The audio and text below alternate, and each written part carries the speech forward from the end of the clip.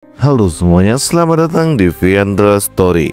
Kali ini kita akan membahas sebuah alur cerita film yang penuh dengan aksi, dendam, dan sedikit bumbu iblis di dalamnya. Jadi tanpa basa-basi, kita langsung masuk aja ke alur ceritanya.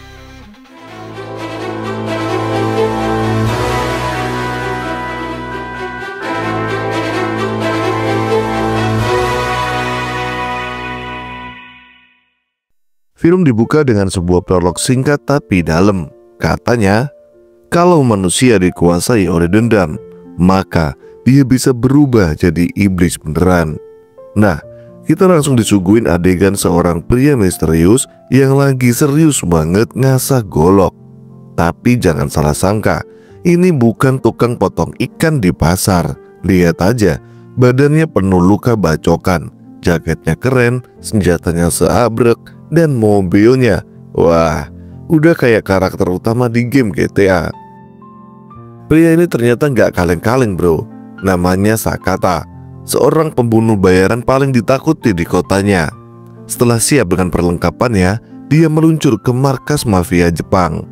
Di sana, bos mafianya yang botak lagi ngamuk-ngamuk gara-gara anak buahnya kerjanya amburadul. Saking keselnya, si bos sampai ngerobek mulut anak buahnya. Sadis banget.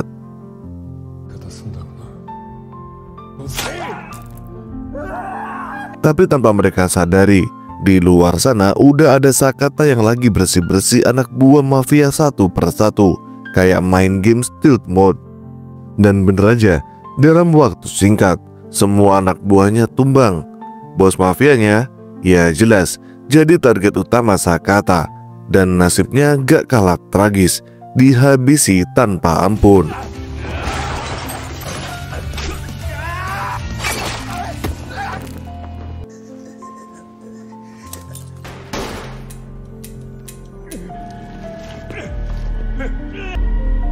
Tapi pas Sakata mau cabut, ada satu orang yang mau nge-cheat, nyoba nembak Sakata dari belakang. Untungnya partner setianya, Fujita, datang pas timingnya perfect banget buat nolongin dia. Setelah aksi brutal itu, Sakata ngerasa udah cukuplah kerjaan bacok-bacokan. Dia pengen hidup tenang bareng istri dan anaknya. Pulang ke rumah hujan-hujanan, disambut senyum manis anak dan istri. Hidup bahagia kayaknya sih, ya tapi tunggu dulu. Gak lama setelah bersih-bersih diri, Sakata ngedenger teriakan anaknya. Pas dicek, muncul sekelompok orang misterius pakai topeng Oni khas Jepang. Mereka kenalin diri sebagai Kimengumi, kelompok petinggi Yakuza Jepang yang mau nguasain kota. Mereka bilang makasih ke Sakata karena udah bantuin beresin geng mafia sebelumnya. Tapi karena Sakata udah pensiun, mereka anggap dia bakal jadi ancaman. Jadi ya, mereka habisin istri dan anaknya juga. Sakata ngamuk parah, tapi sayangnya dia kalah jumlah dan ditembak di kepalanya.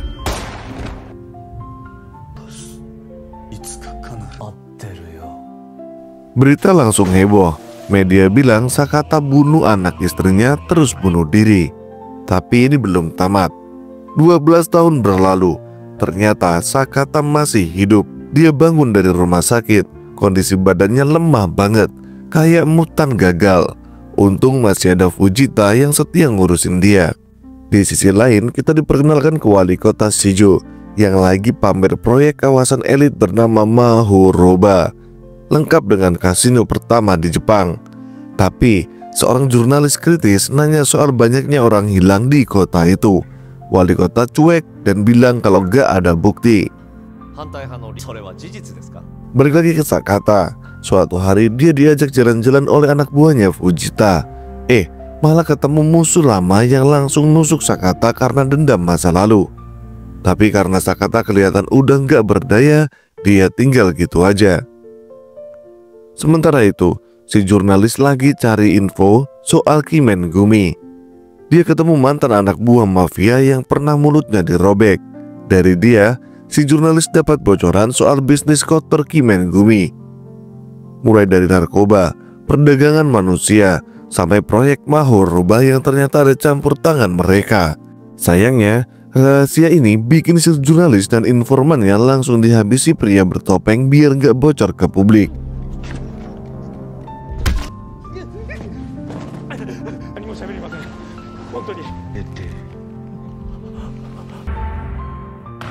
Balik lagi ke Sakata yang sekarang dirawat di rumah sakit. Kepala polisi yang ternyata bagian dari Kimengumi datang buat beresin dia.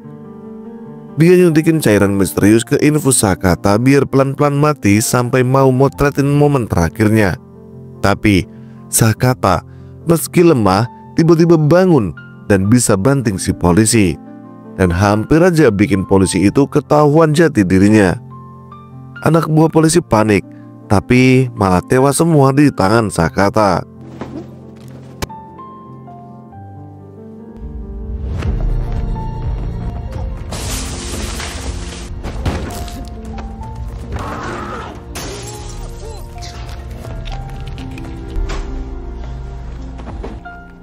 Pas Fujita datang, Sakata udah bisa jalan normal lagi. Kekuatan lamanya balik gara-gara kebayang kejadian keluarganya dibunuh. Di sisi lain, kita lihat pabrik daur ulang sampah yang ternyata markas pembuatan barang haram. Para pekerjanya cuman pakai kutang doang, dan dia dipimpin anggota Kimengumi. Nah, Sakata diajak Fujita ke pabrik itu. Ternyata Fujita dapat perintah buat bawa mayat Sakata ke sana. Tapi surprise, Sakata masih hidup di kantong mayat dan langsung ngacak-ngacak semua yang ada di sana.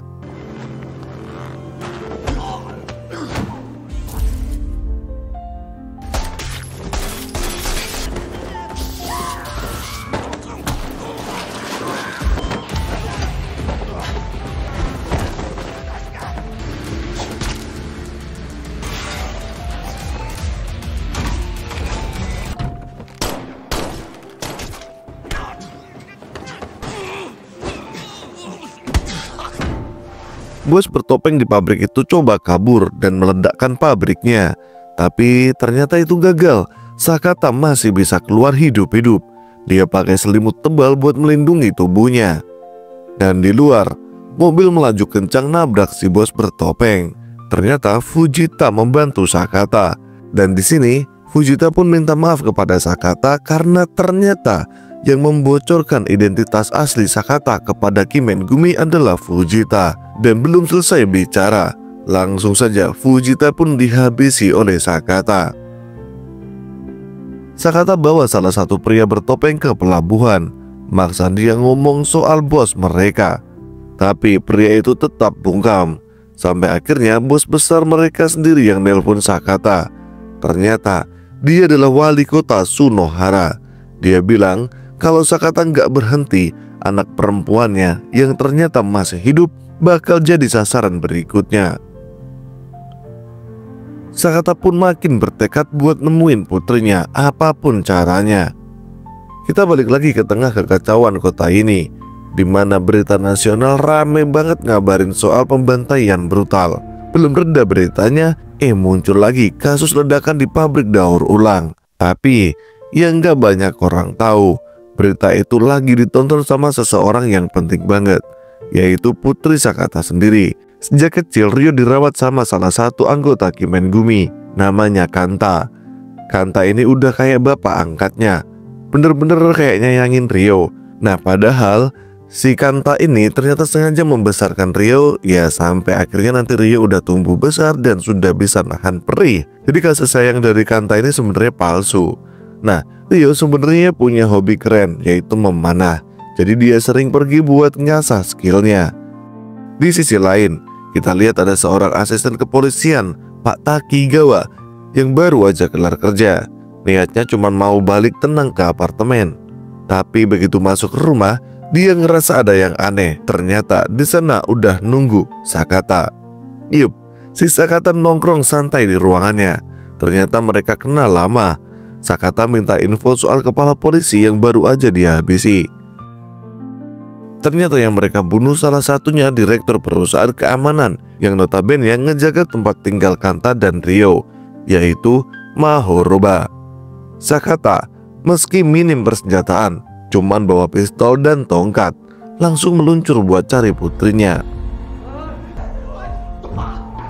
Sampai di rumahnya Rio, dia cuma nemuin mading penuh foto-foto masa kecil Rio, dari bayi sampai remaja. Pokoknya nostalgia banget. Gak lama, Kanta pulang dan lihat Sakata di rumahnya.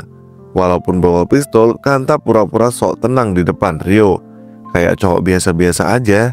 Tapi Sakata udah kebakar emosi dan langsung hajar Kanta. Di tengah pertarungan, Sakata baru nyadar ternyata Kanta ini orang yang dulu nembak mati istrinya. Masalah semakin runyam. Rio yang dari tadi udah siapin busur panahnya ngincer Sakata. Begitu Sakata jatuh, Kanta coba pastiin dia bener-bener tumbang. Tapi pas ngintip ke bawah, Sakata udah nggak ada. Untungnya dia diselamatin oleh Takigawa yang ngebawa dia ke tempat aman buat diobatin.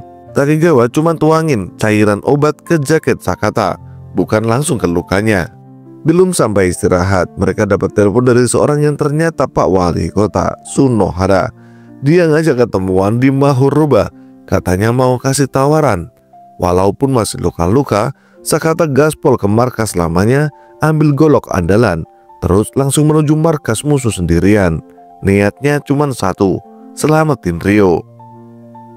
Begitu sampai, Sakata mulai nyulik perhatian penjaga, ninggalin mobilnya buat jebakan, lalu masuk ke gedung lewat pintu belakang.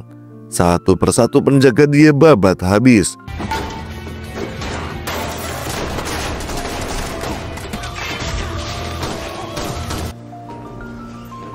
Sampai di tangga darurat, musuh udah siap di tiap tangga. Tapi ya gitu, mereka cuma jadi pelampiasan amarah Sakata.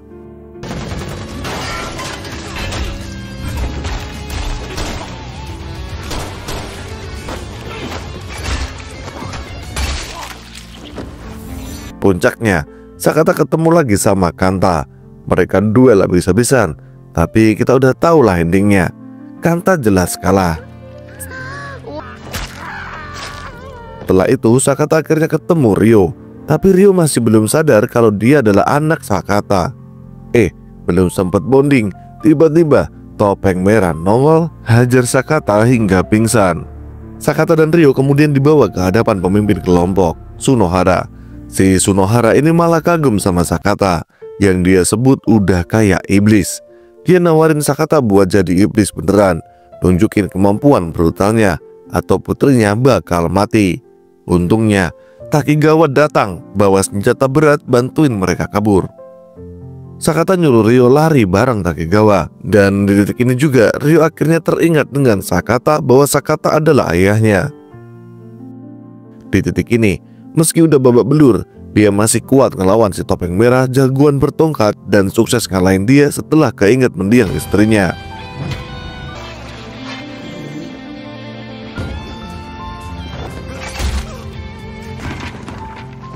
Tapi bos terakhir belum kelar. Sunohara turun tangan, dan ternyata si Topeng Merah adalah saudara kembarnya. Duel klimaks pun pecah. Sunohara pakai katana dan bahkan sempat motong tangan Sakata. Tapi Sakata yang udah penuh dendam dan rasa bersalah bangkit lagi, nunjukin kenapa dia disebut iblis sejati.